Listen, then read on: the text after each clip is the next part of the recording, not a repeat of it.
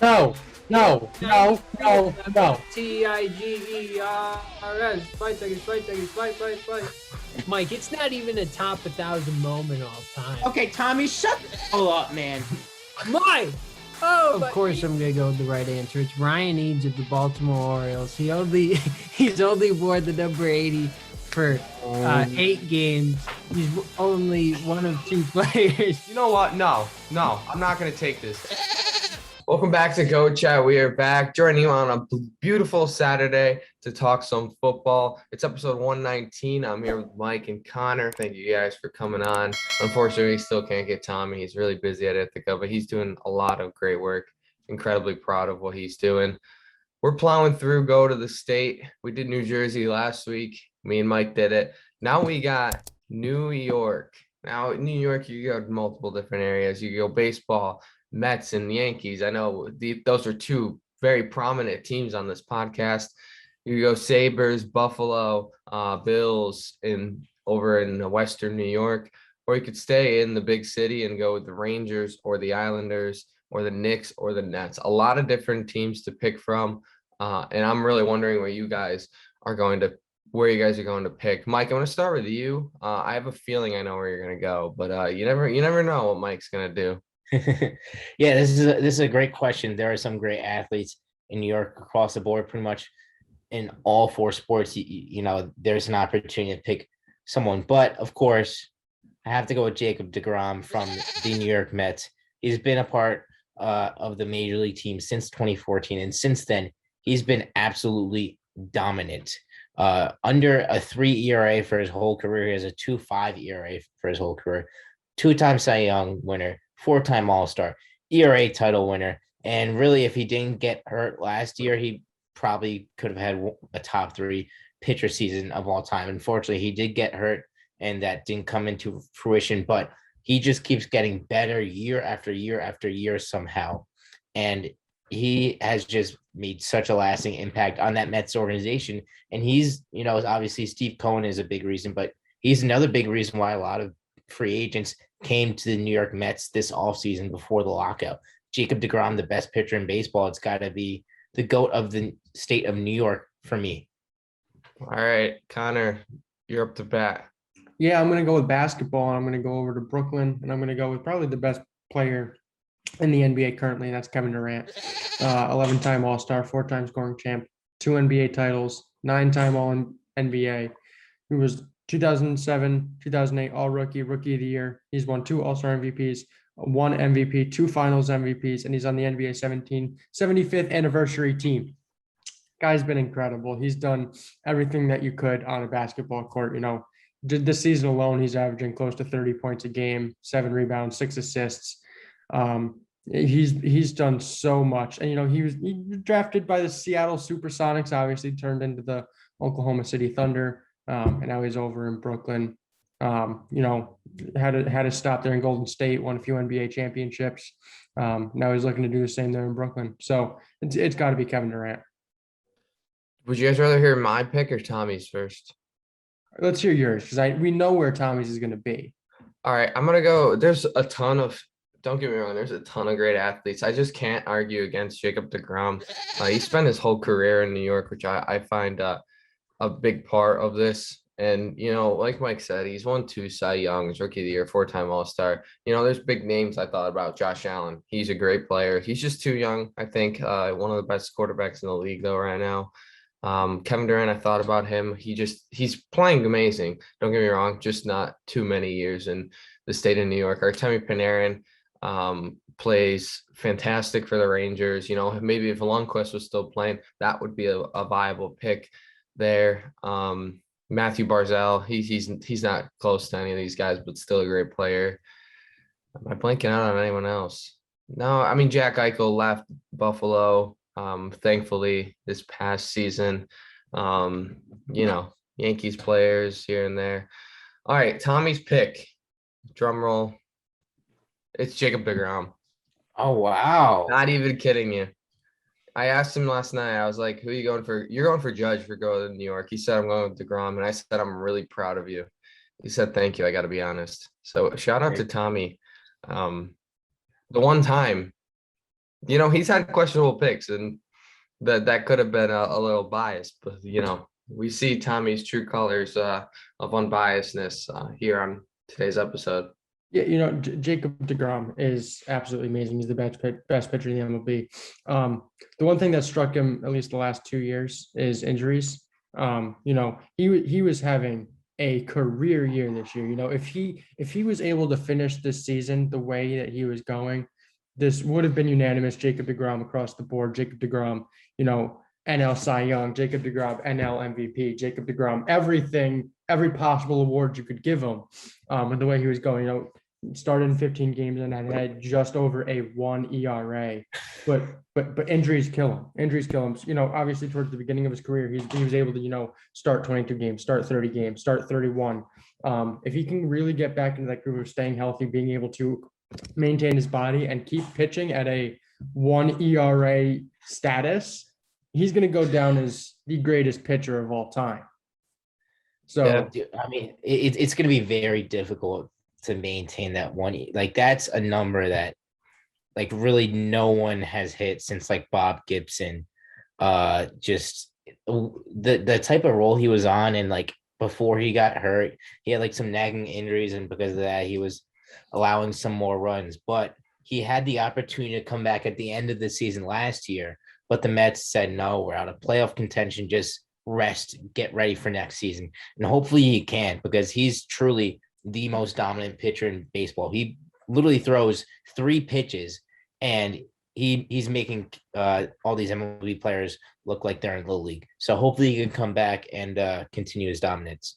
They said rest, get ready for next season, then get hurt again. That's what they really said to DeGrom. I mean, talk about injuries. Exactly what they said. Kevin Durant, he could have been an MVP caliber player in 2020 to 2021 if he didn't get hurt. He only played 35 of those games. And even this year, the Nets have played 52, 51 games. He's played 36 of them. He can't stay healthy either. Yeah, that's fair. That's very fair. He's hurt right now with a sprained knee. I think he's out 4 to 6 weeks. Yeah, he can't stay. A lot of guys can't stay healthy in New York, I guess. Maybe it's just the water they drink. Yeah, it's just the water. It's good for bagels, not good for staying healthy for sports, I guess. I guess so. Any final thoughts before we head into some more NFL playoffs? All right, we're going to be heading into the conference championship, where I went 2-0, and some people laughed, some people rolled their eyes, but I was still right, and I'm taking a lot of pride in that in today's episode. We'll be right back. Welcome back to Go Chat, and we are now within 2 weeks of Super Bowl 56, where we will have the AFC champion Cincinnati Bengals going up against the NFC champion Los Angeles Rams. Some huge games throughout this entire postseason. These 2 AFC conference championship games were absolutely amazing to sit down and watch. As a fan, Matt and I, we were watching that Cincinnati Bengals game together. The highs and lows into the overtime. We're jumping, balls out. It was incredible. Matt, let's get your breakdown of that Cincinnati Bengals defeat first. I mean, I'm going to start by saying, I was right. My gut was right. I know Mike's going to come back and he's going to say, well, you said a lot of things on this podcast. I remember specifically saying, I said this, practically this is what I was meaning. So, like, if a Nerf gun for this came in and it stuck to my head, and, I had to pick the right team, I probably would have picked the Chiefs because, just the odds being there. But I truly had a feeling in my stomach, in my body, that the Cincinnati Bengals and Joe Burrow were going to lead them to the Super Bowl. It was purely a story thing. And I feel like Joe Burrow has some traits that remind me of Tom Brady. I'm not saying he is Tom Brady, because that's ballistic right now. Shout out Brady. He retired this week. But I do think he has very certain traits that are kind of like Tom Brady, and he's just a pure winner. And that's what he did on Sunday. I mean, the Kansas City Chiefs were up 21-7, 21-3. And Joe Burrow mounted them to a comeback. Joe Burrow and the Cincinnati Bengals defense, I will say, just like how it's Tom Brady and the Patriots defense with their comebacks too. It's the same situation there. mounted them to a comeback, and it was just so impressive to watch. I think Kansas City Chiefs kind of ruined it themselves. I don't understand the first half ending, why they didn't kick that field goal. They're just a regular NFL team. They're nothing too special. And I think they kind of got a little cocky there.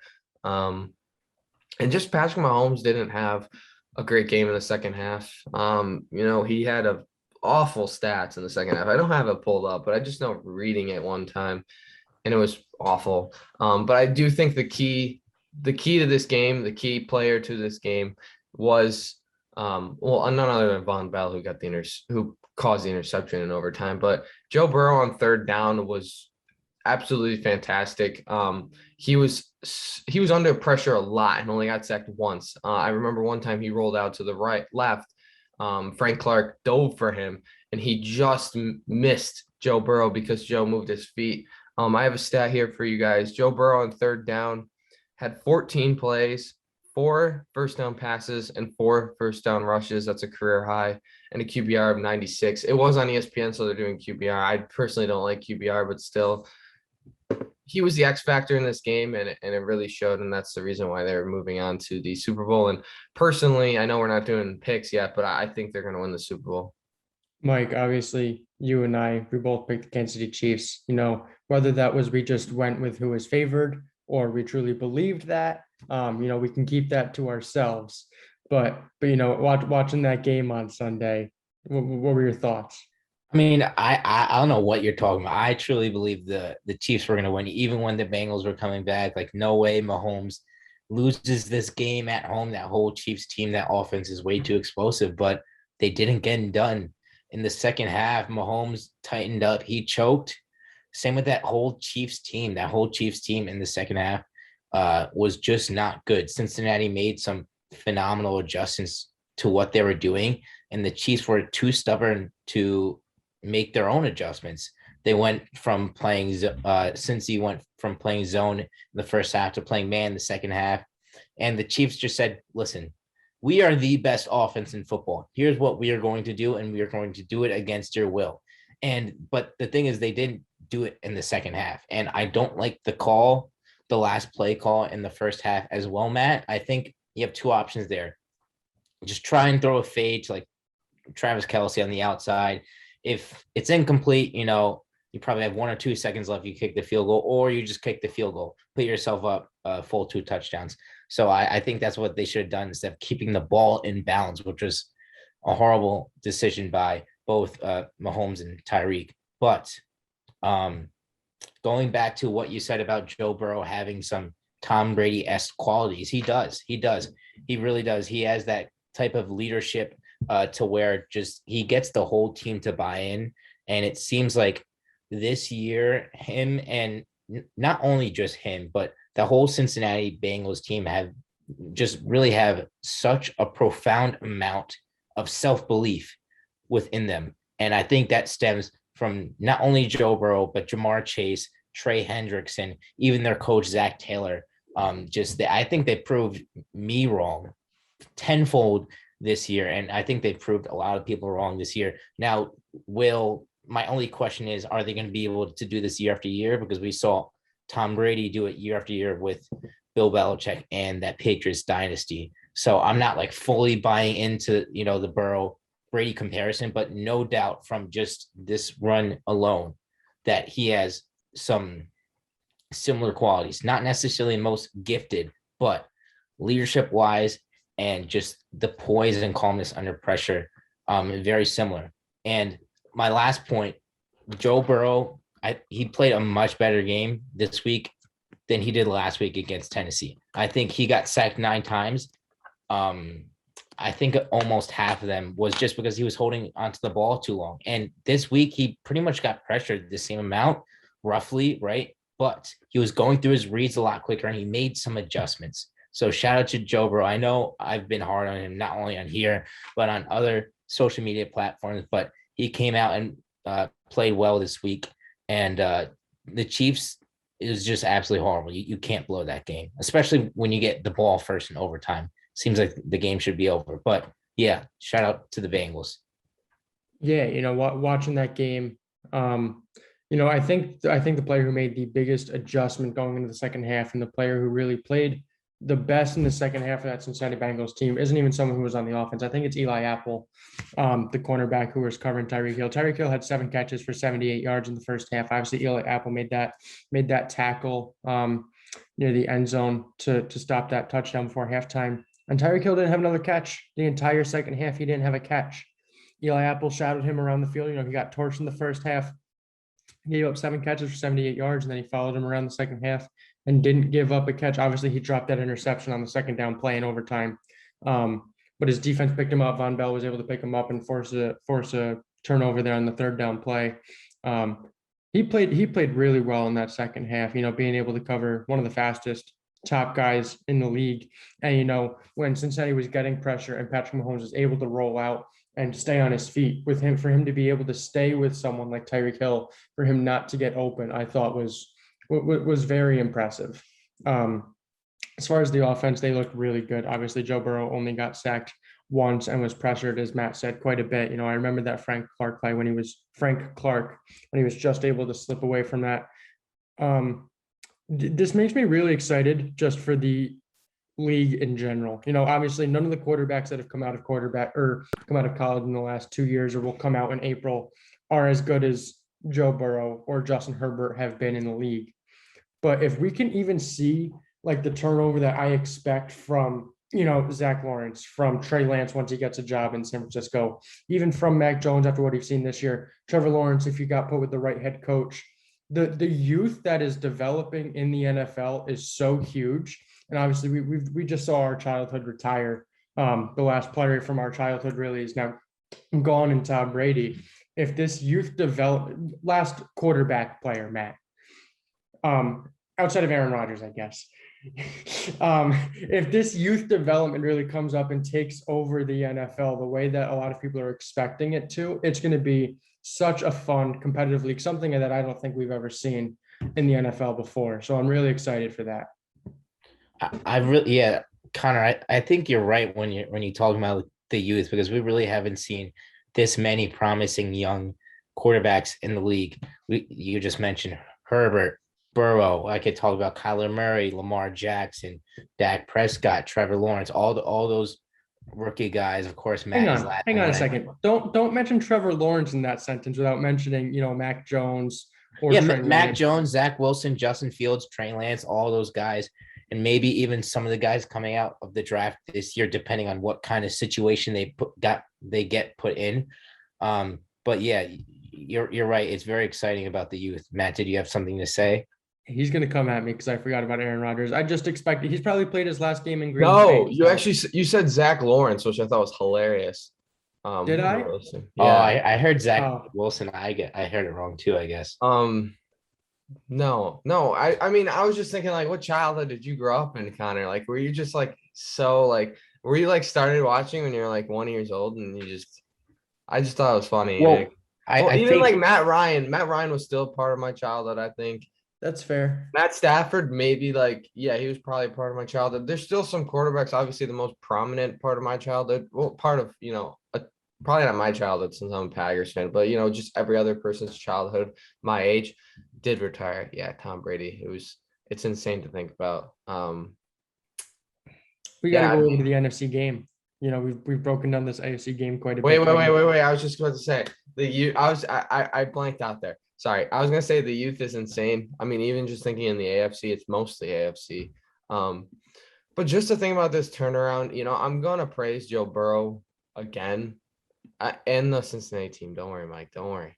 But I mean, think about the team drafted Joe. They were what, a 3-team win, a 2-team win? They were a 2-team win, 2-14. He goes out, he tears his ACL. No, wait, let's back up.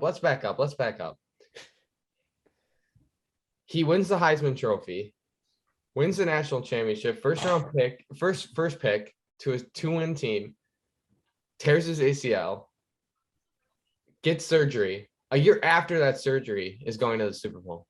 I just think it's insane. I think it's absolutely ridiculous. And he's going to be one that we're going to cherish for a long time. But now we get head over to the NFC. Yeah, I mean, what Joe Burrow has done is incredible. That absolutely. Heading over to the NFC, the Rams defeated the San Francisco 49ers 20-17. It looked like the San Francisco 49ers had control of that game, for a large part of it. Obviously there was a big turning point there in my eyes, which turned the game there around the 9-minute mark in the fourth quarter. But I want to get your guys' points first, Matt, or Mike, I'll go to you first. Yeah, I loved the Rams' resiliency in this game. The LA SoFi Stadium was packed with 49ers fans. It was practically a 50-50 split, maybe even leaning some towards the 49ers, just given how well they travel. But they were resilient throughout the game. Sean McVay really struggles against Shanahan and against, when he's in positions where he has to come back in the game, he's much better. When he's ahead, he's a front runner. That's his style as a coach. But the Rams fought, and they were able to fight back into that game off the back of Matthew Stafford, Cooper Kupp, and Odell Beckham. OBJ was awesome for the Rams this weekend, over 100 yards. And not only them, but the defense as well showed up big time. Aaron Donald on the last drive was huge. Jalen Ramsey played a good game as well. So, and Eric Weddle stepping in, just stepping off, coming off retirement, honestly playing pretty darn good safety, right? So the Rams have just been really good. And I think this is a great Super Bowl matchup. Matthew Stafford is showing, you just got to be in the right situation for quarterback. And as of right now, he's got a home playoff Super Bowl. And we'll just have to see what happens. Matt, what are your thoughts on the game? I mean, shout out to Matthew Stafford. This is like what, his 12th. I can't even count. It's just Double digit something. double digit season. We'll call it that. And he's finally making the Super Bowl, going up against the second-year quarterback who's just first in the Super Bowl, which is kind of crazy. Just the age difference there and the SEC connections that they have. But for this game, I mean, honestly, Kyle Shanahan, I praise him so much, and I think he's a top five head coach. But he kind of blew this game. I mean, he's done it before. I mean, offensive coordinator of the Falcons when they were in the Super Bowl. They had a good lead with the 49ers. They had a good lead against the Rams. And, I think you could look a lot of different places. But I mean, first I'd be looking at Jimmy Garoppolo. He's just not it. And he knows he's not it. He even talked about that he's going to get traded in a press conference. They need someone more flashy, and I'm really excited to see what Trey Lance can do. Because I think Trey Lance is that guy who's going to keep you in a game. And, even if you're up like 14, I still think he could get down the field and score on you where you're not really dependent on Deebo Samuel doing everything for your team. But as for the Rams, Matthew Stafford finally came to fruition. I love Matthew Stafford. I think he's a fantastic quarterback. I think people really slandered his name in Detroit and even kind of in Los Angeles here after he turned the ball over a ton of times. I think he's a great player, and I think he's paired up with one of the best slot receivers in football right now, and that's Cooper Kupp. Kupp had a great game. You're going to hear his name a lot later in this episode, but 142 yards, 2 touchdowns, and really helped the Rams to get there. OBJ, like Mike said, I really thought OBJ was going to be an X factor on the team wherever he signed. He's a great player. Baker Mayfield was a problem because Baker Mayfield just sucks. OBJ, especially in a wide receiver too, where, Cooper Kupp is the man, I think he's fully going to flourish, and he really did in the conference championship. And I'm really excited to see what he does in the Super Bowl. I mean, we saw Antonio Brown last year be one of the reasons, one of the big plays in that Super Bowl. I wouldn't say one of the reasons because they absolutely demolished the Chiefs, but he was one of those big plays getting a touchdown. And I'm sure OBJ might see the end zone there. And the Rams defense, of course, they just bolstered their defense up so much. It'd be kind of crazy not to see them, in the Super Bowl because of their team on paper. Obviously, there's teams that performed much better than them in the season, but on paper, they're a fantastic team, and I'm really excited to see what they could do in the Super Bowl. I told you I still think Bengals are going to win, but it's going to be a great Super Bowl no matter. Yeah, when I mentioned this game opening it up. I said that this game turned to the 9-minute mark of the fourth quarter. Obviously, that's the Jaquiski Tart dropped interception. I think if he catches that ball and that gives San Francisco all the momentum, obviously it's a what was it? It was a 15-point game in their favor at that point, 17-14. Oh, yeah. So he catches that ball and he's able to return that however far. I think this is a completely different game. I have somewhat of a hot take, and I want to see if you guys think it actually is a hot take. I was talking about it a little bit when I was watching the game with Matt on Sunday. I thought Sean McVay coached an absolutely awful game. I thought it was terrible. He had no timeouts left with like 10 minutes to go in the fourth quarter. He wasted both of his challenges, and they were both over 2 on clear plays that shouldn't have been challenged. You're going into that game. You were down 17-3 the start of the fourth quarter with 1 timeout left, and then you waste a challenge on a really bang play that you can't guarantee is going to get overturned. And you lose all 3 of your timeouts around like the 10-minute mark left in that fourth quarter, and you're still losing. Obviously that ball's intercepted by Jaquiski Tart. They run some clock out. Who knows what we're talking about right now? But I just think, Sean McVay, I think, was so in his head about getting the Super Bowl, beating Shanahan. I've never beaten Kyle Shanahan. I need to do this. I need to blow out all of my stops. And I think, obviously the talent on that Rams team is what put them over the top and helped them really win that game. I think if Sean McVay made a lot of better decision making throughout his coaching of that game, it wouldn't have been a close game. I think the Rams, not that it wouldn't have been a close game, but I don't think it would have come down to, an interception with 1.5 minutes to go for them to win the game. He needs to coach a better game in the Super Bowl if he wants a chance to win, because the quarterback that's on that other sideline isn't Jimmy Garoppolo. As we mentioned, it's Joe Burrow, and he's got Jamar Chase, and they've got a really good defense. They've got Trey Hendrickson, Von Bell. They just have a great unit. He's got to coach better. I don't know if that's a hot take. I don't know if you guys agree with me. But I just thought his coaching in that game was subpar. I totally get your point about, the challenges and stuff. The challenges were just boneheaded. They weren't smart. Like, I didn't think it was really up for interpretation, especially you would want to save those challenges for more important parts of the game, right? I think the first challenge was like in the first half, and unless like you're in you're near the end zone, could score a touchdown, you really don't want to use that challenge right there. And he was not in a position to come from behind in the fourth quarter. I think he got kind of bailed out I think he did call some good plays. To his credit, I think his play calling was good, but his challenge management, I guess you would say, and clock management was very poor. So I totally get where you're coming from there, but I thought the game he called was good.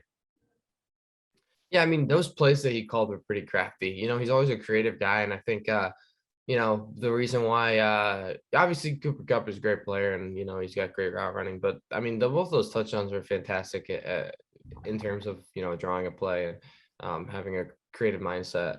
So I think Sean McVay did well to pick what play, even in the overtime too. Picked the great play. I do think he was kind of flustered with Shanahan early on, and started doing those challenges that were just, he was looking for anything and looking for referee mistakes, since that's kind of what he got a few years back with consistent with that PI. But I mean, I think he's still a big part why they're in the Super Bowl. Having Matthew Stafford helps a lot, and they traded for Stafford a year prior, and now a year later they're going to the Super Bowl. The Tart interception, I do think if Tart intercepted the ball, I still think the Rams would have won. Jimmy Garoppolo is just full of mistakes, and that's what we saw. I mean, the overtime, threw a really bad interception. Probably one he shouldn't throw. So I think if Tart intercepted the ball, I still think the Rams defense could have overtime. The game didn't go into overtime. Yeah. The fourth quarter then. Yeah. I'm totally thinking of the other game that went into overtime. All right, so the fourth quarter, so that was the deep ball in the fourth quarter that Stafford threw, and then Garoppolo, the end of the fourth quarter. I still think they would have struggled against the Rams. Not really sure if the 49ers would have won if Tart intercepted the ball, being there's 9:40 left. I mean, you can't really you can't really get 9 minutes off the board in the NFL. But great game from the Rams. Really interested to see and really excited for the Super Bowl in a week. That's right. You guys are going to be in LA for it. Matt, you said that you think the Bengals are going to win. Connor, let's hear your pick now. Who do you got? I got the Rams. I think experience. I've talked about experience before. I think it's gonna weigh true here. I mean, Joe Burrow is definitely he plays like a seasoned vet, but I think we're gonna see a different Matt Stafford than we've ever seen. He's in his double-digit season career, as we've said. I think coming into Los Angeles, he's either won 1 or 0 career playoff games. So I think I think it was 0. I wasn't sure. I know he's made the playoffs with Detroit. I don't know if they ever won, but I mean, I think we're just going to see something different from this Rams team. I think we're going to see him come out, be the best version of Matt Stafford we've ever seen, and he's going to do everything he can to get himself that ring, to get himself a parade through these streets in Los Angeles, and to prove to Los Angeles, to prove to every single person in the NFL that when the Rams traded for him, and now that the Rams don't have a first round pick until 2025, it was worth it because they got Matt Stafford, who led them to a Super Bowl and who helped them win the game. There you go. Good breakdown there. I got the Rams as well. I think this is a good matchup for the Rams. I think Aaron Donald, that just whole defensive line is going to wreak havoc. We've mentioned before, but the Cincinnati Bengals still don't have a good offensive line. And I think that Aaron Donald is going to just he's going to be an absolute nightmare for Joe Burrow. And I think the Rams offense matches pretty well against the Bengals defense. We mentioned how, the Bengals did make some adjustments and Eli Apple played a great game, but over the course of the season, they weren't necessarily fantastic in terms of pass defense wise. And the Rams offense is designed differently than the Chiefs offense, not as tight end centric, even though that guy who stepped in for Tyler Higbee, Blanton, I think his last name was, played a great game. But I think this is a good matchup for the Rams. I think it's going to be a relatively close game, but I just think the talent of the Rams and just the matchups and all that stuff just supersedes what the Bengals have to offer. Yeah, I mean, it's going to be a good game. I don't really the Rams.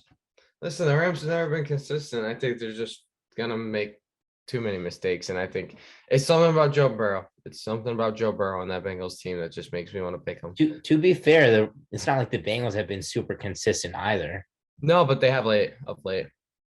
You can't disagree. Oh, I mean, the Rams have too, obviously. No, if you win 3 playoff games. Okay.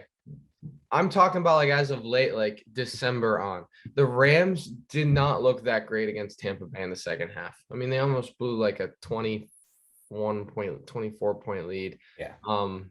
And even in some games in December, I just think the Bengals are really hot and they're running on this mojo, kind of like this underdog mentality. It's just something about the Bengals. I mean, the Rams, I just think the Rams are going to make too many mistakes. Okay. All right. Well, seems like we got this whole NFL Super Bowl preview segment wrapped up. Connor and I got the Rams. Matt got the Bengals. Tommy, who knows what he's got? But we are going to head into our next segment right now. Stay tuned. Welcome back to Go Chat. We are back with the Go Picks. New leader. With the Cincinnati Bengals winning and everything, I'm on top of Go Picks. Mike and Connor are tied for second. Tommy is in last. But that's okay. That's okay. We still got a lot to go. So how many games are we behind? Just one, right? Just one, because the only difference we had last week was Bengals. But we got 4 games here, so maybe we can have a new leader or someone else can make a comeback like Tommy. First game we got Nova, number 12 versus UConn Saturday today at noon. I'm going to go with Nova. I think Villanova's the better team here. Villanova has lost some really bad games. I think they lost to Marquette and Georgetown, or they almost lost to Georgetown a little while back. But I just think Colin Gillespie is going to carry the Villanova Wildcats over their longtime rival, back in the Big East, or it still is a Big East, but back with the Big East with Syracuse, all three of them were rivals. So I think Nova is going to win this one. I guess Connor would be next. Yeah, I'm going to go with Villanova as well. You mentioned Colin Gillespie. I think he's going to have a really good game against UConn and win this game. Mike. Yeah. This is a good matchup because Villanova just lost to Marquette, not only their last game, but the last time they played Marquette as well. They've lost to Marquette twice in their last 5 games, and UConn is coming off a very unimpressive loss against Creighton as well. So it's kind of just you're picking the lesser of two evils. I'm gonna roll with UConn here. Why not? I think this is a pretty even matchup. You guys mentioned Colin Gillespie. I think RJ Cole is a great matchup for him, and I think they're gonna cancel each other out. Then Adam Sinogo for UConn is just gonna be a bully in the paint like he always is. All right, Tommy went with Nova. So we got 3 Nova, 1 UConn. Next game we got number 10 Kansas going up against number 8 Baylor. This game's at 4 p.m. It's a great game. Both teams are playing pretty well. Both teams have, a few losses. It seems like everyone in college basketball has a few tough losses. But I'm gonna go with Kansas. This is kind of in question because one of their best player is sat out Tuesday with COVID-19 protocols. He should be back, which I probably mispronounced that, but he's been playing fantastic for the Kansas Jayhawks. He's leading the Big 12 in points. So I think if he plays, and I'm very hopeful he is, Kansas will win. If he doesn't play, it's going to be a tip-off. I'm not sure who's going to win. Connor. I'm rocking with Baylor. The Baylor Bears are going to win this game. Mike. I'm going with Kansas. I really don't see Kansas losing 2 straight games at Allen Fieldhouse, especially with the team that they have now. You mentioned their superstar Ajbahi. He's going to be back, and even if I think without him, they still went to Iowa State, who's ranked 20th right now, and they beat him at home. So I think Kansas is going to come back, be looking for revenge after a very embarrassing loss to Kentucky at home. I'm rolling with Kansas. Pronounce that better than me, Mike. Tommy picked Baylor. So we got 2 Baylor, 2 Kansas here. Next game, we got a little fun here. The NFC versus the AFC, the NFL Pro Bowl. Not too much to talk about. Obviously, we really just have rosters. We don't know how they're going to play together. But I'm going to go with the AFC. The AFC roster is so much better than the NFC roster. I actually looked at this. A lot is due to Tom Brady and Aaron Rodgers not playing, and Kirk Cousins and Russell Wilson. If you guys think Russell Wilson is a good quarterback, I'm not going to slander him. But if you think they're as good as Patrick Mahomes, Justin Herbert, then maybe pick the NFC. But I'm gonna go with the AFC. I think they have the much better roster and should play better than the NFC. Connor. I'll take the NFC. It's gonna be a fun game. They're gonna play. It's not gonna be super duper competitive. They'll do whatever. NFC. I'll just pick it to go against you. Mike. I guess I'll roll with it. AFC, there's not much to pick here. We get some good points about the quarterback, and obviously they still got the superstars from the Chiefs coming in to help them out as well. So I'll roll with the AFC. Yeah, Kelsey and Hill are playing, and Mahomes, of course. Tommy rolled with the AFC too. Final game, we got Mavs versus Hawks. This game Sunday night. I'm gonna go with the Mavs. Luka Doncic has played very well this season, and when am I not going to go with Luka Doncic? Connor. Yeah, I'm going to go with Luka Doncic and the Mavs as well. Mike. You guys are missing the boat here. The Hawks are absolutely rolling. They're 8-2 in their past 10 games. They just beat the Suns at home, and I think they're going to be able to go into Dallas and win another game. All right. Well, that is all for Go Picks. So we'll have to see. Oh, Tommy went with the Mavs. So we'll have to see who wins in this weekend slate of games and see if we have a new Go Pick leader. We'll be right back with the Goat of the Week to finish this episode off. Welcome back to Go Chat. We are back with the Goat of the week. Tommy and Connor weren't on last week's episode, so me and Mike did a little special hockey go to the week. Had to pick a winner there, and Matthew Kachuk did win that, so I got another victory on the Hey, go. how, bro? What? I just said how.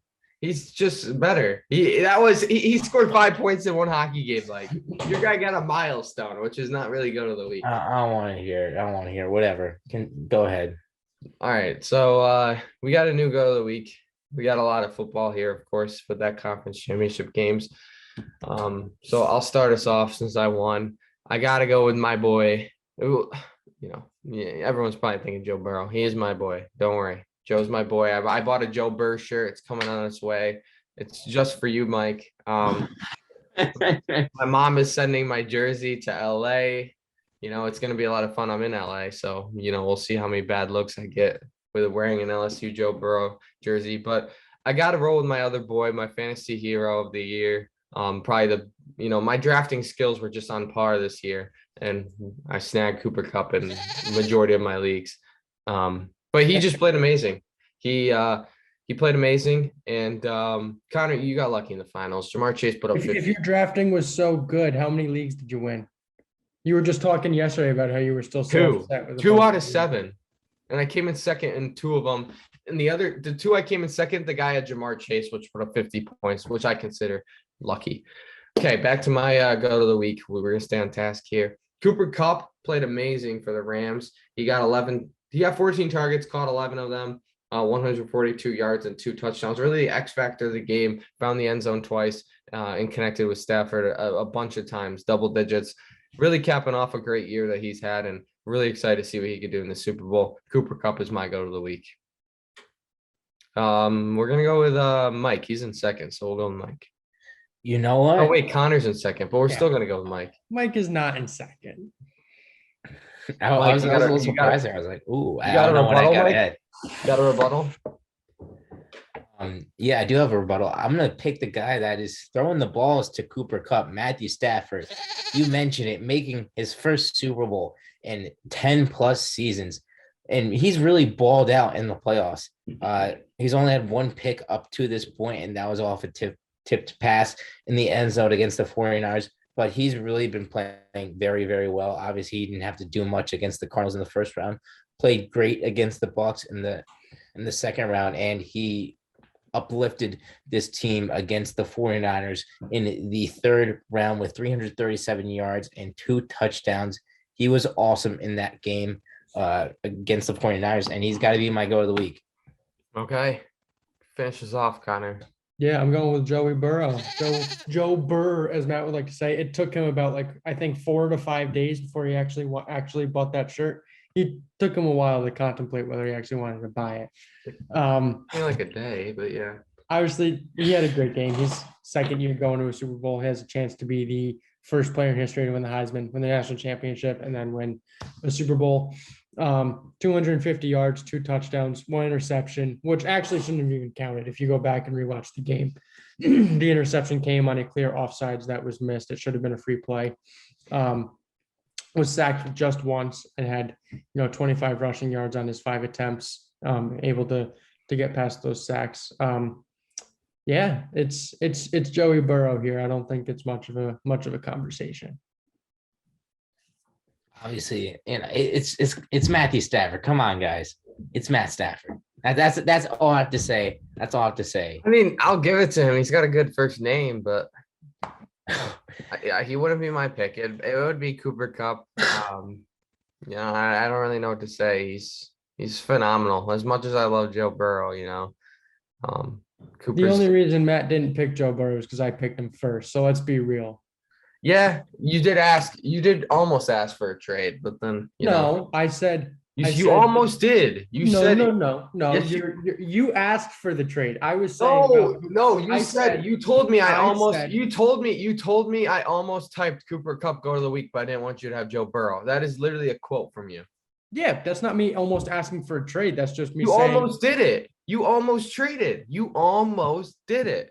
You said you said I almost called Cooper Kupp for go of the week, but I didn't want you to have it. That would be an almost practically a trade. But I didn't have Cooper Kupp then. But you would have given me Joe Burrow. Exactly. You didn't have Cooper Kupp at the point, therefore it wouldn't have been a trade. Gosh, Mike, what the heck? What the heck?